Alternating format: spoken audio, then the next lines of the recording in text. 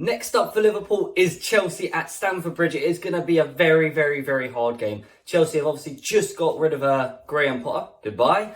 And, new manager bounce / assistant coach coming in, securing the ship, steadying the ship bounce. It's not going to be easy. I don't know how they're going to line up. Are they going to change something different? Probably not. Are they going to play better? Maybe. I don't know. It didn't seem like they ever wanted to play under Potter. But obviously we haven't got rid of Klopp. I don't want us to get rid of Klopp. But I do want him to change things up, so that's going to show in the formation that we're going with. And as always, guys, before we get into this video, make sure you leave your comments on your team that you choose down below. Let me know if you change anything from what I've done. And let's go with Alisson Becker. This time I literally didn't even say, let's go with the goalkeeper. I just said go with Alisson because Alisson was obviously the goalkeeper choice. Now, I don't think he covered himself in glory against Manchester City. It wasn't the most amazing performance, but I don't think that can be, done on his season. It was one bad game. Occasionally he does have not an amazing game. I'm not going to say that the game is his fault, but yeah, it just wasn't the best game from Alisson. Still my number one choice. Still makes great saves for us on a regular occasion. Alisson in goal. Nice to see Tsimikas come back against Manchester City, although he didn't do anything.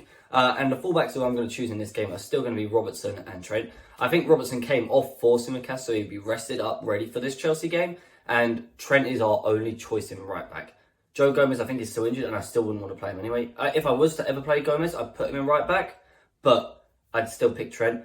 I almost at this point, just say, Trent, just go up the pitch and don't bother defending, really. At least he can potentially provide something for them to think about on the attack. Trent and Robbo in fullbacks. I always hear people talking about where Trent should play. Should he be a right back? Should he be a centre mid? Should he play somewhere else? Let me know where you think he would be actually best as a footballer. I actually think he might be best on the right wing. Obviously, we've got Salah there, but with how Trent plays, with how his mentality is, I think he'd be best on the right wing. I don't think he tracked back enough as a centre mid, and I don't think he does well enough as a right back. Where would you play Trent Alexander-Arnold if you could play him anywhere on the pitch, not having to think about other players? And just like last game, the centre-backs I'm going to choose are Konate and Van Dijk. Now, obviously, Van Dijk did not have a good game against Manchester City. I was the first one, I think, to complain about him. Well, there's probably others complaining as well, but I was one of the first ones to complain about him during the match and after the match as well. But that doesn't mean that I wouldn't still choose him to be my centre-back number one. I mean, it's either going to be Van Dijk or Matip or Gomez. So it's not really a question, is it? Maybe there should be someone that we sign in the summer to replace that Van Dijk issue or the cockiness in his head and hopefully make him play a bit better. You let me know. And obviously Konate is solid. We like Konate. He's good. I like Konate a lot. What do you think the solution is to our midfield problems this season? Not next season. We can't sign anyone. What would you do? Personally, I think it's just time to try do as little in the midfield as possible. Have 2 DMs and leave the rest of the attack and just make sure they pass it to them. That's what I'd do. Would you just bring someone in? Would you play someone that they're not playing? Curtis Jones? Let me know down below. Curtis Jones, please don't say Curtis Jones. 2 holding midfielders that I'm going for this game are Fabinho and Henderson. I feel like when Fabinho has someone like Henderson next to him, he seems to play a lot better.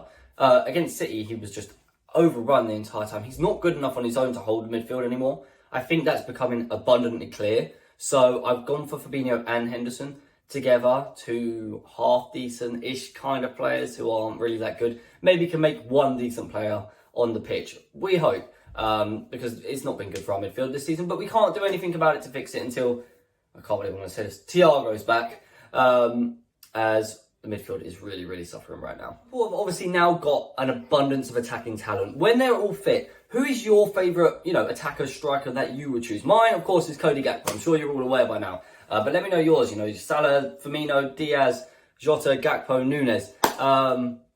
Let me know who your favourite is. You notice, of course, I have gone back to the 4-2-3-1. I'd like to think that because our midfield's so bad, Klopp will think about using this. I'd also like to think, with Luis Diaz coming back, we're going to need that extra attacker who is actually quality on. So let's get used to the 4-2-3-1 now and hopefully play it when Diaz comes back in a fair few weeks. Of course, he isn't back now, so we've got Salah and Nunes on the wings, as always. I think we missed Nunes against City from the start. When he came on, didn't do too much, wasn't the best captain chaos that we know, but he's clearly a player that prefers starting. And Salah did all right, but then went missing in the second half. In that central attacking mid, I'm going for Cody Gakpo. He showed it against City how he is good at spinning players. He had Rodri on ropes, and Rodri is one of the best DMs in the league. Second half, it wasn't the same. But in the first half, like I say, he really did have Rodri on ropes, on strings, and he was really, really impressive. But it did die off in the second half. We need it for a full 90 minutes, and then Gakpo could have a real influence. It does feel like we do go missing, especially in the second half of games often, apart from when we beat Man United 7-0. But it's time for us to stop going on about that, because we've been sick. We've been terrible since. That's the word I was looking for. So let's stop going on about 7-0, please. Even though I'm the one that brought it up. And yeah, let's do this. Front, the man I've gone for is Diogo Jota. Now, I said after the City game, you can see he's got footballing brain there. It's just his legs aren't quite attached to it right now. I don't know what's happening. But that footballing brain up top could be very useful, especially for linking passes. Obviously, he can be versatile. He could swap with Salah. He could swap with Nunez, or he could swap with Gakpo. It could change any way. And that is why I put Jota up front. It's going to be versatile. It's going to change up. But yeah, I mean, he's better than Firmino as a striker. Does more for the team, I think, than Firmino does when we got Gakpo in as well. I don't think Firmino and Gakpo played together that often, but they're too similar in my opinion. And until Diaz comes back, it's always going to be Jota. So yeah, that's the starting 11 that I choose. And yeah, that's going to do it, guys. Hopefully you've enjoyed. If you change anything, like I said, leave a comment down below. Let me know. You know, what would you change? Who would you do different? Would you do a different formation? Put it down below. Let me know. And if you've made it this far, you know, you may as well subscribe and whack that like button if you haven't already. And until next time, I'll see you after the game and during the game. Peace!